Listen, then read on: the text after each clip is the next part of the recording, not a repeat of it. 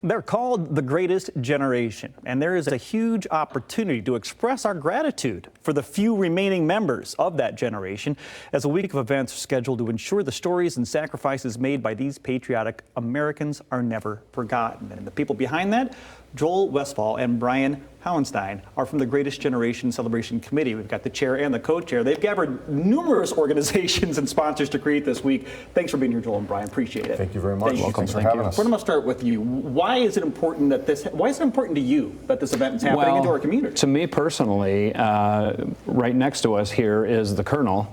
Many in Grand Rapids know Colonel Ralph Howenstein and his work in World War II as Chief of Intelligence under the European Theater of Operations.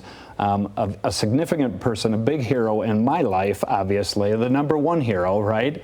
And so for me it's important because he and the sacrifices that my grandmother, Grace, made during World War II were just incredible.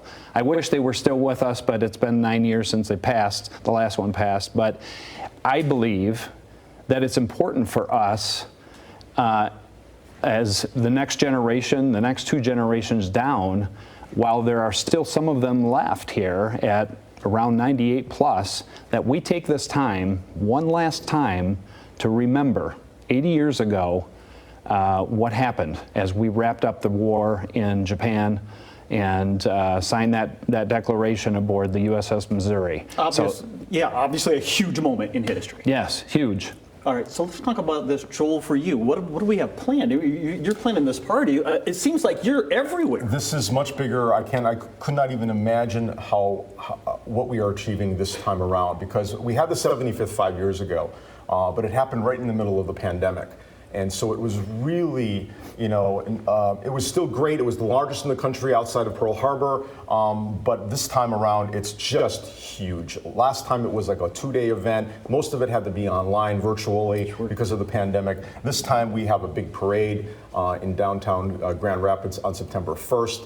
Starting at 10:30. Then right after that parade ends, we have a giant flyover of World War II bombers happening at noon over Grand Rapids, as well as Muskegon and Kalamazoo, and flying over the entire state of Michigan, taking off from Ypsilanti, flying across the state over the Capitol Dome in Lansing, and then to Muskegon, then to Grand Rapids, then to Kalamazoo, and then finally back to Ypsilanti. Wow.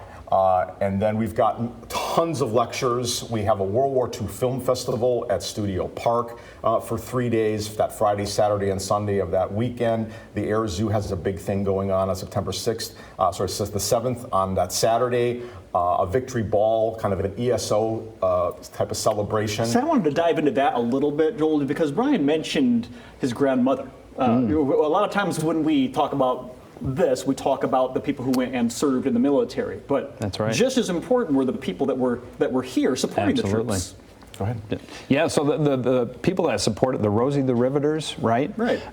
Very important to the war effort here in Michigan, the state of Michigan. We had people working really hard in Muskegon, in Detroit. The auto manufacturers converted everything over to work on the war effort.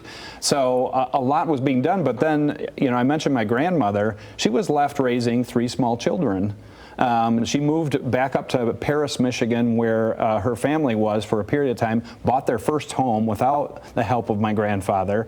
The amount of things that they had to do on their own is just incredible. And all of these experiences, both military and non-military, are, as you mentioned, going to be lost. That's right. Without having these type of events and this type of documentation. Yeah, really. The Greatest Generation basically makes up the people who were born between 1901 and 1927. So yeah, you are absolutely correct. We're talking about people who are in their 90s. This is the very last time for any major celebration. They're not going to be around for the 85th. And so this is our last time to really say thank you for what they achieved, the sacrifice that they had to go through, first coming out of the Great Depression and then going right into a giant world war. And this is our way to say thank you. And we've done a lot, and we've done a lot of great things with getting sponsors for this. I'll let Brian talk about our sponsorship, but I also wanted to mention that we have a big celebration on September 2nd at the ballpark. We have Greatest Generation Night at the ballpark at LMCU Park, and we hope we're going to pack the stands so people can celebrate them at the ballpark as well. Absolutely, great venue. I mean, great venue. a great ballpark. So I just want to add to that, Joel, bridging the gap between the younger generation, the kids and the scouts, the Girl Scouts, the Boy Scouts. We want them to be a big part of this so that they understand, because we're talking about multiple generations difference, right? And they're not as aware of World War II as I was, my generation, my next generation down, right? Absolutely. So that's really important. I do want to thank our sponsors. Really quickly. What do we got? Meyer Thank you, is Meyer. huge in this effort. The Air Zoo out of Kalamazoo, huge, and multiple foundations and other organizations have come together to really make this a huge success for And us. thank you to them for that, because as you heard, this may be the last opportunity to have this big celebration. September 1 through the 7th, I looked there. There is something happening every single day. You're going to want to check that out. And most of this free to attend. Lots of different things to check out. The website, ggcelebration.org for more.